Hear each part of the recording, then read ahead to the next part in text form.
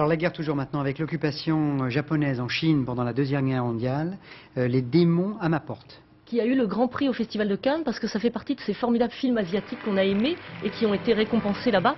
Alors c'est un film étonnant qui est en apparence austère, vous allez voir, il dure 2h20, il est en noir et blanc, mais c'est un ton totalement inattendu pour ce genre de film. Ça commence un peu comme La Grande Vadrouille, une grande vadrouille à la chinoise, et ça se termine par l'évocation d'un massacre digne d'Oradour-sur-Glane. Les Japonais ont commis énormément d'atrocités à l'occasion de cette occupation.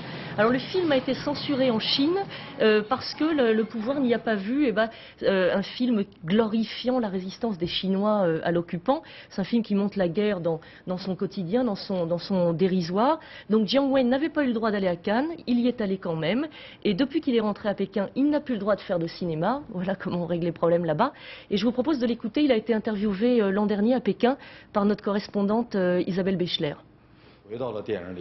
Je suis retombé dans le film à mon retour en Chine. Chaque jour, je rejoue l'absurde, le tragique et le burlesque du film avec le bureau de la censure. J'espère juste qu'on ne me coupera pas la tête comme le héros que j'incarnais. Pendant la révolution culturelle, beaucoup d'artistes avaient été privés de leurs droits de création.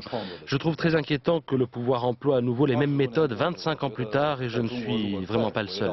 Voilà, on peut découvrir son film en tout cas qui vaut la peine aujourd'hui.